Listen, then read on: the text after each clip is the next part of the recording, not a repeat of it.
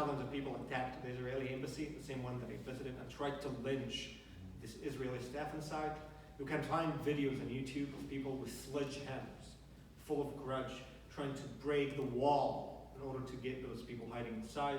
Violence against Christians rose even further. Hostility towards the United States. There was, during the Benghazi time, there was also a big demonstration against the American embassy in Cairo. The American embassy was evacuated, and demonstrators climbed up, took down the American flag, and put up the flag of Al-Qaeda, right at the center of Cairo.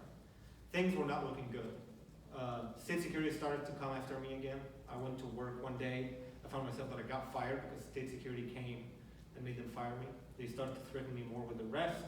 And eventually, before the elections, it was very obvious that their presidential candidate, Mohamed Morsi, that you saw earlier, was going to win. So my Christian friends helped me, and they left, and they came here, applied for political asylum. It was extremely difficult. I didn't know anybody in the United States. I was homeless for the first 2 months. I literally had nothing but the ticket and the $700 that my friends gave me. But this is an amazing country, and eventually things became better. My asylum case was quite easy because of my history and what's going on. I received my asylum, I received working authorization, and things started to become better. And eventually I succeeded in doing everything that everybody tried to stop me from doing. I taught Hebrew, I talk about Israel, I work in Jewish education, which is wild. Had you asked me 10 years ago, what do you think your future would be? I would have never said this. But I'm very proud of what I'm doing, and now I work with Stand With Us in order to tell people my story and talk to them about Israel and combat anti-Semitism. And I had the privilege finally, after I got American citizenship, which is one of the best things that ever happened to me in my life. I had the privilege of visiting Israel in 2008, and I was absolutely amazed. I was absolutely amazed. I felt I'm back home. It's the Middle East. Israel has this marketing problem where people see it as like a Western European country, which is really, really not. You go there and walk and find brown people yelling at each other, which I love, because that's home. Israel is completely a Middle Eastern country. The arts, the music, the smells, the food, the mannerisms, the warmth, the culture. And I was very amazed to be there, because this was the first time in my life, being a native Middle Eastern, spent almost all of his life in the Middle East, grew up there, was the first time ever for me to experience the Middle East with freedom. With women free, with Christians free, with Jews free, Muslims free, everybody free to say what they want, to do what they want, to say what they think. And it was absolutely amazing. And only there, when I went there, I knew why I did everything I did, and why it was absolutely worth it. Because even if I'm not a Jew, I'm not Israeli, I believe that Israel is the best thing that the Middle East has. And I'm not proud, right now there's not much to be proud of as a Middle Eastern in the Middle East, other than Israel. So even being an Arab and a Muslim, I'm very proud that Israel is there, and they are my neighbors, and they're cousins, and we live in the same neighborhood. Because that gives me hope that other Arabs can also one day become Israel. So we're going to continue talking about anti-Semitism in the Middle East. As I said, it became... Excuse me. Sorry. A little slower and a little louder. Oh, I'm sorry. We have some older folks. I'm sorry. Thank you. So we're talking about anti-Semitism in the Arab world that turned into a form of social neurosis. It became viewed as the natural state of everything. It became part.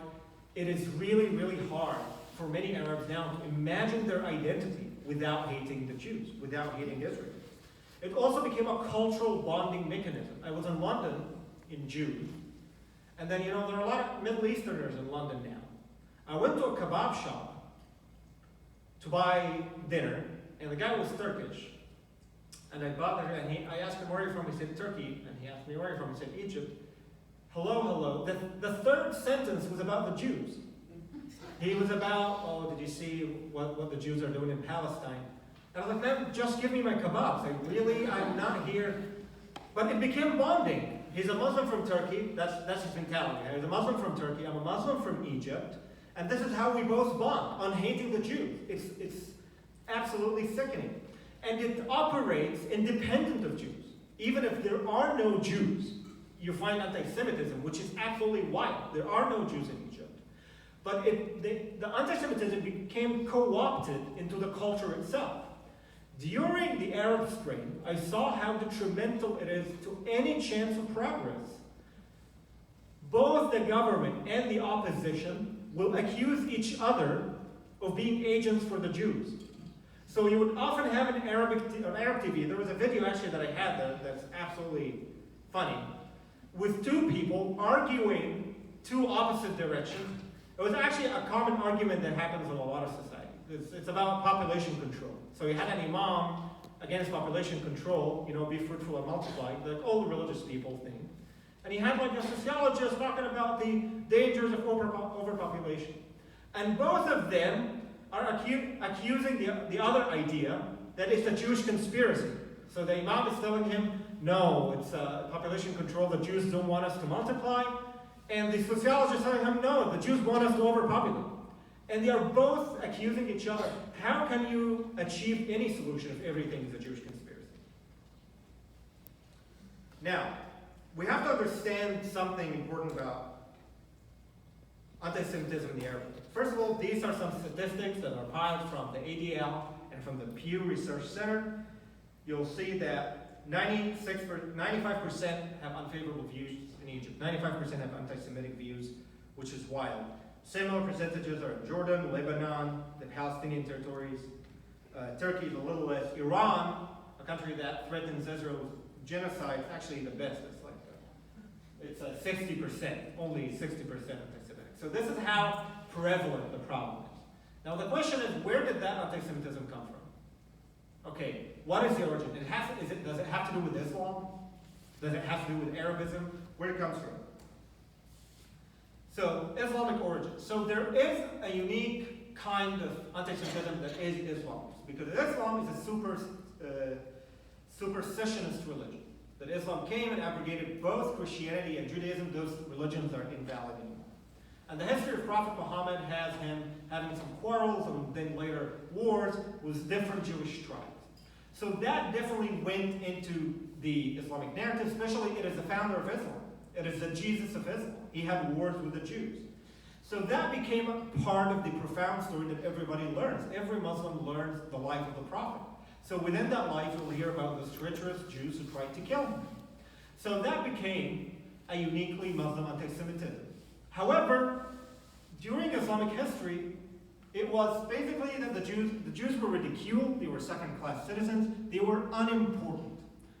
Because of history, the main Muslim conflicts were with Christian Europe, was against Christians. So a lot of hostility was many times against Christians more than Jews. That type of European anti-Semitism that we see was not truly there in the Middle East. There were pogroms from time to time. Actually, the Jewish Yellow Star originated in Muslim Baghdad. It was the first time that Jews were supposed to wear a patch that was in that honey mustard color. That was actually during the Abbasid dynasty in Baghdad. So there was Islamic anti-Semitism, but if you're comparing it to inquisitions and the Holocaust, it's not comparable. It was just, they lived humiliated, but there weren't mass-scale annihilations. So where did that come from? How did the Muslims reach the idea of the eternal Jew that is always evil and that they need to be completely annihilated? That was actually a European mutation. During colonialism, it was actually first Arab Christians who started translating the Protocols of Zion and translated books regarding the blood libel. And the first blood libel that was in the Arab world, it was actually in Damascus in 1840, when a Christian minister disappeared and the Christians accused the Jew that they kidnapped him to make the matzah with their blood. That was the first time that it was happened, and it was brought in from Europeans. So yeah, there is a uniquely Islamic anti-Semitism, but that conspiracy-based eternal Jew idea came from European colonialism. This is a list of pogroms that started happening in the Middle East. That was where blood libels, as you can see, it was all around Aleppo, Damascus, Beirut, Jaffa, Jerusalem, 3 times, Cairo, Sur Alexandria, poor sites, and all over the Middle East, that blood libel broke, whether it was under British or French rule. The Protocols of Zion was appeared first time in 1900 in Arabic newspapers. Then it was translated in full in 1927. It was translated again by an Arab Christian.